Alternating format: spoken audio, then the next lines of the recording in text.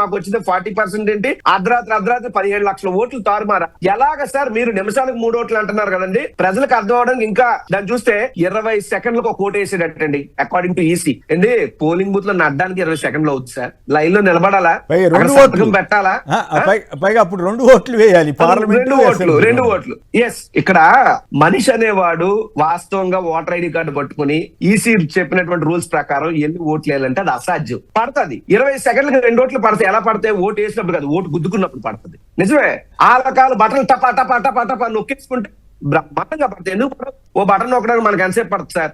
అదే జరిగింది. In Andhra Pradesh, my state, it is 12.5%. 12.5%. And those 12.5% votes, they meant about more than 1 lakh of votes per constituency. 79 seats have changed hands because of this kind of a fast polling.